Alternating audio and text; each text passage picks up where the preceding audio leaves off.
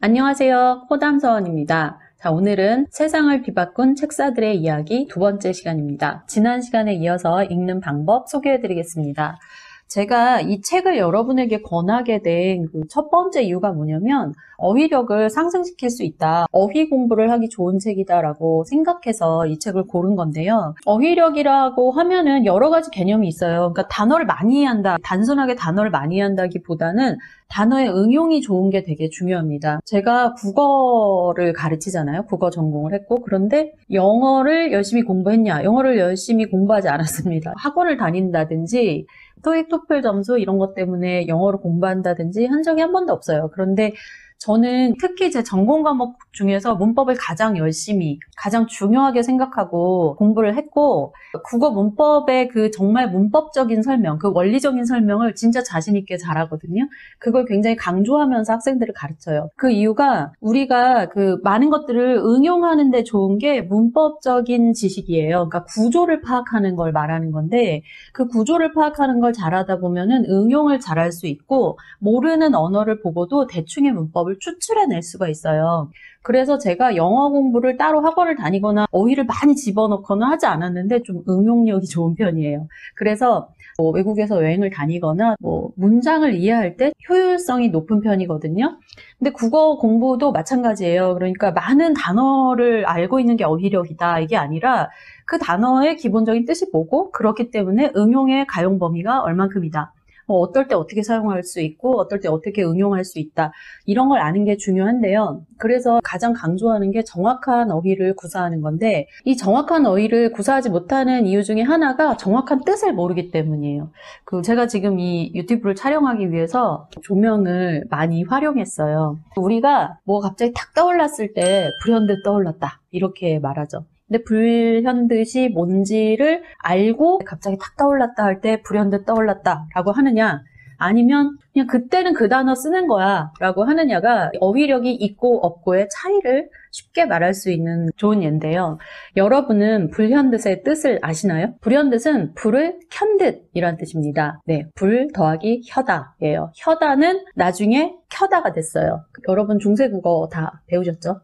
기억이 안 나시겠지만 그래서 불혀다가 불켜다예요. 그러니까 불을 딱 킨 것처럼 생각이 탁 난다. 이런 뜻이거든요. 그래서 불 켠 듯 생각이 난다라는 거를 인지를 하고 그런 식의 취미, 그런 식의 관심이 있는 친구와 그냥 갑자기 앞에 대신 쓰는 말 아니야? 이런 식으로 생각하는 친구는 나중에 사고의 범위가 굉장히 다릅니다. 제가 북클럽을 하면서 너무 많은 사람들이 그냥 요럴 때는 정황상 이런 단어 쓰던데? 라면서 단어 뜻이 전혀 안 맞는 걸 그냥 쓰거나 그게 무슨 뜻인지 아나? 했을 때 아예 모르는 현상을 되게 많이 봤는데요. 학벌이 다 높고 좋아요. 그러면 상관없지 않냐라는 생각이 여러분 드시죠. 근데 그분들이 실제 자기 삶에 어떤 일이 일어나거나 업무를 볼 때 좀 어려움을 겪으시더라고요. 그러니까 자기의 주어진 프로젝트를 잘 이해를 못한다든지 또는 좀 효율성 떨어지게 일을 한다든지 또 진짜 업무 파악이 정말 이게 핵심이 뭔지를 파악하는데 되게 오래 걸린다든지 하는 일이 발생하는데 제가 학생들을 설득할 때도 나중에 우리가 꼭 대학 입시뿐만 아니라 직장인이 되어서 또 직장인이 되고 주니어를 지나면 시니어가 되어서도 굉장히 활동성 있는 사람이 되기 위해서 우리에게 문제 파악 능력과 문제 해결 능력이 필요하다. 그러니까 지금부터 뇌 배선을 잘 만들어야 된다라고 말을 하는데 거기서 가장 기초적이고 제일 손쉬운 방법이 어휘를 정확하게 공부하는 거예요. 예를 들어볼게요. 이 책에 보면 관포지교라는 말이 나와요. 여기 제목이 제나라의 관중, 기략과 책략으로 패도를 이루다 라고 시작을 하면서 관중이 바로 관이요라는 이름이었다고 소개가 돼요. 중국 춘추시대 제나라의 영수에 살고 있었다. 그는 젊었을 때 대쪽 같은 성품의 포스가와 친교를 나누었다. 근데 우리 학교에서 배울 때요, 그냥 관중과 포수의 사귑, 그래갖고 우정을 나타내는 대표적인 고사성어, 관포지교, 수어지교, 막역지우, 그리고 중마고우 시리즈 있죠.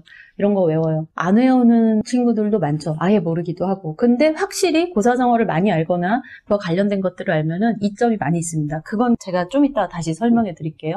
중요한 건 관중과 포수의 사귐 이래 했을 때 그게 무슨 뜻인지 아예 뇌를 안 거치는 사람들이 정말 많아요. 저는 이걸 알기 때문에 학생들을 가르칠 때 그렇게 말하고 지금 내가 뭐라 그랬지? 그게 무슨 뜻이야? 라고 확인을 해요. 왜냐하면 묻기 전에 사고 절대 안 하는 경우가 지금 이 시대에 아주 파다하고요. 우리 뇌가 죽고 있어요. 불이 아예 안 켜져요. 왜 그냥 이렇게 기다렸다가 적어놓고 나중에 시험 볼 때 외우면 되지? 이런 식으로 대응을 하는 거예요. 어떤 일이 벌어질까요? 성장기에 우리 뇌는 섬유화, 지난 시간에 말한 섬유화, 신경세포가 이렇게 계속 많아지는 걸 섬유화라고 하는데 그런 섬유화를 겪던가 안 쓰면 다 제거해서 이게 이제 간단해지도록 하는 거를 가장 많이 그 둘 중에 하나의 활동을 가장 많이 하는 게 바로 성장기예요. 근데 그 성장기에 이런 인지 처리, 단어의 처리, 그리고 단어와 관련된 그 단어를 인식하기 위해서 필요한 것들을 흡수하고 관장하는 그 여러 가지 신경세포들을 어떻게 하는지에 따라서 뉴런이 좀 몇 가닥 안 남을 수도 있고 굉장히 많이 섬유화가 돼서 연결성이 좋은 머리가 될 수도 있거든요. 대한민국의 현재 그 교육하는 시스템과 그것을 확인하는 구조가 우리 자녀들의 머리, 여러분의 머리를 어떻게 만들고 있는지 한번 상상해 보셨으면 좋겠어요. 약간 귀찮더라도 너무 힘들진 않은 정도의 어느 정도의 어휘 트레이닝이 여러분의 사고방식, 여러분의 뇌구조, 여러분의 IQ, 지능 이런 것들을 달라지게 할 수 있어요. 당장에 귀찮은 것 때문에 그냥 아무것도 안 해버리고 우정 관포지교 공부를 안 하는 게 낫습니다. 더 머리를 나빠지게 해요. 저는 그래서 학생들에게도 이렇게 공부할 거면 자는 게 훨씬 낫다. 푹 자라. 이렇게 말해요. 진심으로.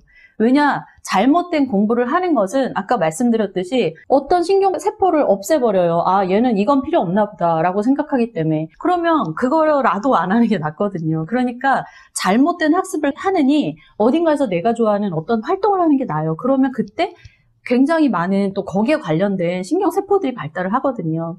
중요한 건 내가 하고 있는 지금 이 버릇이 내 머리에 어떤 영향을 끼치느냐인데 여러분 생각보다 엄청나게 큰 영향을 끼치고요. 생각도 못한 결과를 만들어요. 그래서 제가 지금 말하는 이거 관중과 포수의 사귐이래 우정이래 그냥 외워. 그러면은 다음날 그냥 잊어버리고 아무것도 몰라요. 이런 일이 그냥 그걸 다시 기억 못하는 걸로 끝나는 게 아니라는 걸 제가 강조를 드리면서 지금 말씀을 드리는 건데 옛날에 관중과 포수기 살았대. 근데 걔네의 사귐이 뭐 그렇게 중요해? 걔네의 사귐이 뭔데 사자성어로까지 남았어? 그걸 아는 사람이 쓰는 머리와 그걸 상상할 수 있는 머리는 무엇을 봤을 때 저것은 사연이 뭐지? 왜 저렇게 됐지? 뭐가 문제지? 이렇게 생각할 수 있죠. 그래서 어떤 게 중요하냐? 관중과 포수의 사귐이구나. 그럼 지가 어조사 지구나. 뭐뭐의라는 뜻이구나. 앞으로 지가 나오면 앞에 명사 두 글자, 세 글자짜리 나왔을 때 뭐 수어, 지교, 물과 물고기의 사귐.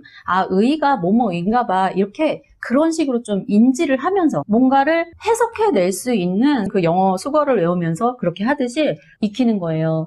일주일에 3개만 해도 그냥 그거 외워지는 거 굉장히 쉽고요. 이게 중학교 때까지는 이 정도 하는 건데 고등학교 때는 이걸 알아야 해석이 되는 문장들도 나오고 문학 공부를 할 때 해야 될 게 많은데 중학교 때, 초등학교 때 이런 걸 조금씩 해놓은 친구들은 고등학교 때 공부가 쉬워요. 제가 초등학생이나 중학생을 가르칠 때 내가 그 친구들의 입시까지 책임을 지게 될 확률이 굉장히 낮아요. 그런데 저는 성인까지 가르치기 때문에 이 학생들이 지금 이게 어느 정도 숙달이 돼 있어야 다음 단계에서 절약 효과가 있어서 고등학교 때 고생을 안 하려면 지금 이걸 해놔야 된다. 이런 생각을 갖고 그 필요한 포석을 까는 교육을 하거든요. 근데 그때 이미 어떤 골을 넣는 공부를 하는 친구들은 당장은 점수가 높을지 몰라도 국어 점수 순식간에 떨어지는 거 누구나 경험합니다. 도저히 치고 올라오는 방법을 아무도 몰라요. 그때 그렇게 되는 이유가 언어를 관장하고 사고를 관장하는 신경세포를 너무나 많이 성장기 때 가지치기를 하는 거를 방관하고 있었기 때문이에요. 여러분이 제가 약장사 같은데 이런 책들, 역사와 어휘를 같이 익힐 수 있는 이런 책들을 통해서 이 단어 나 어릴 때 읽은 책에 나왔는데 뭐 어쩌고 저쩌고 이렇게 여러분 마법 첨자문 이런 거 안 잊어버리잖아요. 그런 거의 중학생 버전 이렇게 생각하시면 될 거예요. 제가 어떤 어휘는 무슨 뜻이에요? 이런 수업이 아니라 지금 이런 설득을 많이 하는 이유는 엄청난 설득이 아니고서는 학습 방향을 잘 안 바꿔요. 그런데 중학교 때 잘못 간 게 고등학교 때 버리기 쉽지 않고요. 고등학교 때 안 버린 친구들 대학교 가서도 마찬가지입니다. 근데 그게 결국은 크게 돌아오는 걸 전 정말 많이 봤어요. 저는 졸업한 친구들 오래 보거든요. 그래서 여러분이 저의 설득을 한번 귀 기울여 주시면 좋겠다 이런 생각이 듭니다. 오늘 두 번째 시간이 어휘에 대한 얘기였어요. 다음 시간에 또 세상을 뒤바꾼 책사들의 이야기 또 계속 소개하겠습니다.